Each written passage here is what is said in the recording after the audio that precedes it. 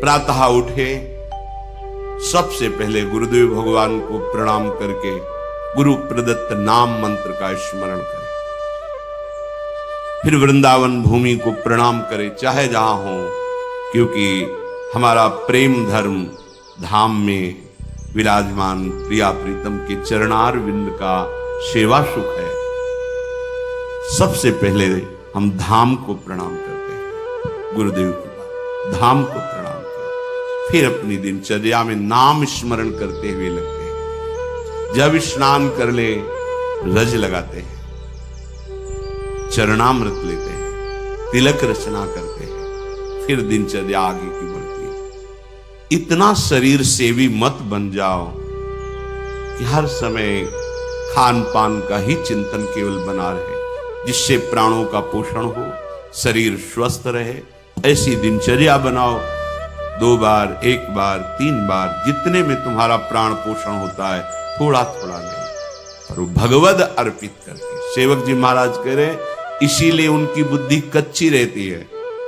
बिना स्नान किए खाना पीना, या स्नान करके सीधे केवल भोजन अर्पित करने की बात ही नहीं मन में आई। बहुत ध्यान देने योग्य, ये कच्चाई दूर हो जाएगी। अनहाई अनर्पित जाए गटकत। अगर बिना प्रभु को अर्पित किए हुए पा रहे हो तो तुम कैसे वैष्णव हो, कैसे शरणागत हो? वही तुम्हारे को बंधन में बांध देगा, अर्थात तुम्हारी बुद्धि में वही स्फुरणा होगी जो मायाकृत भोगों में आकर्षण पैदा करके तुम्हारे हृदय में तृष्णा कामना की आग लगा देगी। अगर भगवद अर्पित प्रसाद है तो इन वासनाओं को नष्ट करता है। काहे को अपनी बुद्धि को भ्रष्ट करोगे? बिना भगवद अर्पित किए हुए जो भी पाया जाता है वो पाप पाया जाता है, ऐसा संतों ने कहा है, ऐसा भगवान ने भी गीता जी में कहा है। कितना समय लगता है? बहुत सहज बात है। आपको बहुत जल्दी है तो जो पदार्थ आपके हाथ में आया है पाने के लिए, आपके सामने है, एक क्षण शांत होइए, स्मरण कीजिए आराध्य देव का, भावना कीजिए कि हमारे हृदय में भी विराजमान है। और जय हो राधा वल्लभ लाल की जय हो। प्रभु पाइए और बस पा लिए, हो गया। बहुत जल्दी है तो आप कहीं ऐसी जगह जहां छवि नहीं विराजमान, ठाकुर पास नहीं, ये उपाय कीजिए। अगर घर में है, बहुत जल्दी है, तो आप दृष्टि भोग लगा दीजिए। सामने गए, थाल दिखाई, 2-4 नाम लिए, प्रणाम किया, आ गए। समय है तो विराजमान करके एक पद गाया, भावना कर रहे प्रभु पा रहे, फिर आचमन कराया, फिर प्रसाद। आपका जीवन भगवत समर्पित जीवन, शरणागत जीवन। फिर आप मनमानी आचरण कैसे? एक बूंद पानी भी अमनिया नहीं होना चाहिए अपनी जिह्वा में, प्रसादी ही पाना चाहिए। जल भी पाना है तो पहले लिया, राधा वल्लभ लाल की जय, अर्पित किया, फिर पिया। आस करें विषयीन के आगे, जो देखे में जोरत हाथ लटक कर। विषयी पुरुषों के आगे हाथ जोड़ते हुए, हाथ लटकाते हुए देखने को मिला। सेवक जी महाराज कह रहे, महालक्ष्मी जिनके चरणों को निरंतर सहलाती रहती हैं, चरण चापती रहती हैं, और भगवान अपने चिंतन में निमग्न रहते हैं, उधर दृष्टिपात भी नहीं करते, ऐसे प्रभु के दास कहलाकर आप अन्य विषयी पुरुषों के आगे हाथ फैलाएं। भक्त कभी ऐसा नहीं कर सकता, चाहे वो गृहस्थ हो चाहे विरक्त हो, वो भगवद आश्रित है। अगर ऐसा है तो भगवद आश्रय नहीं है, ऐसा नहीं है। जिसके हृदय में नाम चल रहा होता है वो परम धनी है। भुगतें देहि न जाचहि, पोषण भरन न चिंत कराएं। जो शरणागत जन है, जो भगवत प्रसाद से मिला, यथा लाभ संतोष सदा, काहू सो कछु न चाहोंगो, आनंद लेते हैं, उसी में संतोष करते हैं। अगर जरूरत पड़ी तो उसमें से भी दूसरे को दे देते हैं, पर न जाचहि। ऐसे करना भक्तों का स्वभाव नहीं होता। ऐसे करने का मतलब है स्वामी को पहचाना नहीं। जिनकी तुम शरण में हुए उनको तुमने माना नहीं, ऐसी जरूरत ही नहीं पड़ती। भक्तन पाछे यूं फिरे ज्यो बछड़ा संगाए, चाहे वो गृहस्थ भक्त हो चाहे विरक्त भक्त हो। आस करें विषयीन के आगे, ऐसे करके मांगना दे। ये ना शरणागति का लक्षण है, ना ये किसी उपासना का भाव, ये केवल वासना है, वासना। ऐसे जिस स्वामी ने पलक झपकते अनंत ब्रह्मांडों की रचना कर दी, किसी के सहयोग की जरूरत नहीं पड़ी, उन स्वामी का सेवक हूं। अगर वो आज हमें भूखा रखना चाहते हैं तो हम विविध प्रकार के पदार्थों के पाने से जो सुख होता है उससे भी अधिक सुखी रहेंगे। आज हमारे स्वामी की इच्छा है आज हम भूखे रहे, तो हमें नहीं चाहिए 56 भोग। अगर हमारे स्वामी की इच्छा है नमक रोटी, वो हमारे लिए अमृत है। विश्वास करो, राजी होना सीखो अपने प्रभु के विधान में, जीवन मंगलमय हो जाएगा। ये आवश्यकताएं, ये चाह, ये वासनाएं इतनी मत बढ़ा लो कि तुम प्रभु को भूल जाओ और संसार की इस भूल भलैया में भटक पड़ो। ये भटकन मिटाने के लिए मनुष्य जीवन मिला है। केतिक आयु केतिक सो जीवन, काहे विनाशत काज हटकत। अरे भाई, कितनी आयु है तुम्हारी? शरीर तो छूटेगा ना। कितना जीवन है तुम्हारा? इसे तुम कलंक लगा रहे हो शरणागति में, दूसरे के आगे हाथ जोड़कर मांग करके, अन्य भरोसा करके, अन्य आश्रय रख करके। कितना जीवन है तुम्हारा? और एक सिद्धांत बता दे, यदि आपने चालबाजी से, कपट से जीना सीखा है तो पूरे जीवन इसी से जी पाओगे, दूसरा रास्ता नहीं रहेगा। आपने मांग करके इधर उधर तो ऐसे ही जीवन व्यतीत होगा, और आप निष्ठा तो वैसे जीवन व्यतीत होगा। तुम जैसे चाहोगे वैसे हरि तुम्हारी व्यवस्था करेगा। तुम्हारे मन में आया है कि बिना छल कपट झूठ चोरी के धन आदि नहीं आता, सुख सुविधाएं नहीं आती, तो नहीं आएंगी, तुम्हें वही करना पड़ेगा। तुम्हारी सोच है। अगर भरोसे पे हो गए जैसे हरि, तो आप दुख सुख के प्रभाव से रहित होकर आएंगे, दुख सुख उसके प्रभाव से रहित होकर परमानंद में निमग्न हो जाएंगे। इसलिए विचार करो, केतिक आयु केतिक जीवन, और ये जीवन मिला है भगवत प्राप्ति के लिए, तो काहे विनाशत काज हटकत। जो आपका प्रधान कार्य है भगवत आश्रय, भगवत प्रेम, क्यों उसका विनाश कर रहे हो? उस आश्रय का नाश क्यों कर रहे हो? किसी व्यक्ति के आगे हाथ जोड़कर वासनाओं की पूर्ति के लिए नहीं, भगवत भाव से तो सबको प्रणाम है, लेकिन आस रखकर, आस करें विषयीन के आगे।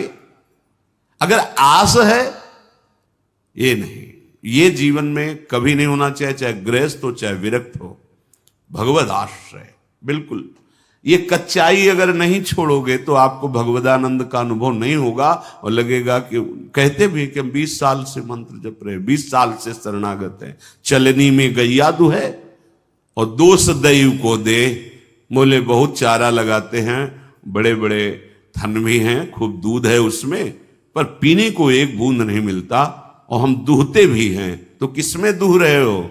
बोले चलनी में गैया दुहे, दैव दो, मेरे भाग्य में दूध नहीं बदा है, क्योंकि चलनी में गैया दुहे। दोष दैव को दे, हरिगुरु कहो न माने। ये तुम्हारी कच्चाई तुम्हें परमानंद से विमुख कर देगी। साधन करते हुए भी ये असाधन वृत्तियां भगवदानंद का अनुभव नहीं होने देती।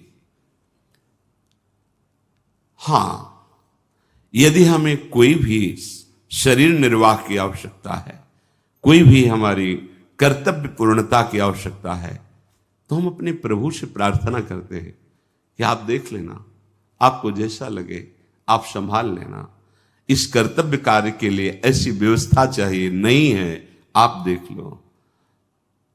हमारे जो भी हैं, हमारे आराध्य देव हैं, जैसे गोस्वामी जी कह रहे, बने तो रघुबर ते बने और बिगड़े तो भरपूर, तुलसी औरन ते बने ताबन वे पे दूर। हमें लगता है सबको याद होगा ये बात, सैकड़ों बार सुना तो याद होगा।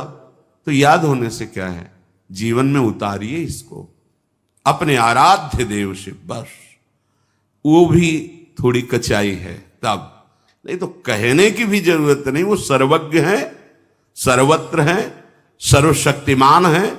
अगर वो ऐसे राजी हैं तो हम राजी हैं। बस सबसे बढ़िया सूत्र उपासनक है, जोई जोई प्यारो करे सोई मुहि। हम राजी उसी में जिसमें तेरी रजा है। तुम राजी हो तो हम राजी हैं। कम से कम ये जन्म तो प्रभु के प्यार में दे के देखो। बहुतों के प्यार में जन्म के जन्म बिता दिए, एक बार हरि प्रेम में ऐसा तो करके देखो, जोई जोई प्यारो करे सोई मुहि भावे। साकत संग अगिन लपट, लपट जरत क्यों संगति कीजय। साधु सुबुद्धि समान सुसंतन, जानी के शीतल संगति कीजय। एक जू काचे प्रकृति विरुद्ध, प्रकृति विरुद्ध करे तो का कीजय।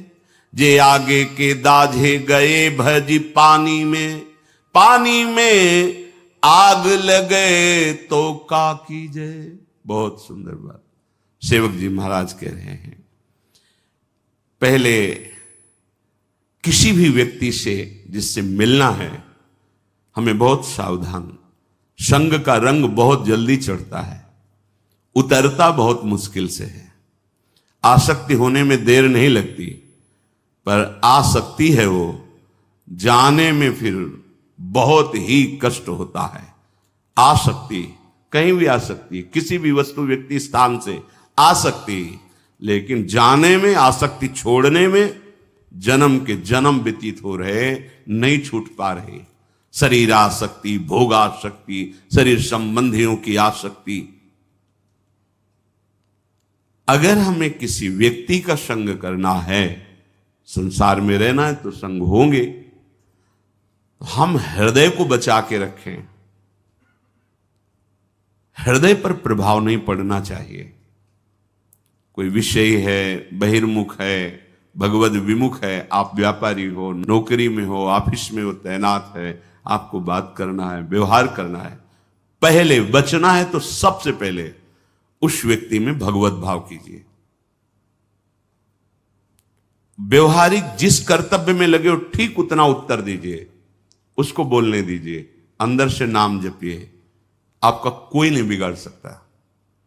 अगर आप भगवत विमुख को भगवत भाव रहित तो हो करके संग करोगे तो कह रहे हैं आग की लपट है, तुम्हारे सारे सद्गुणों को जला देगी।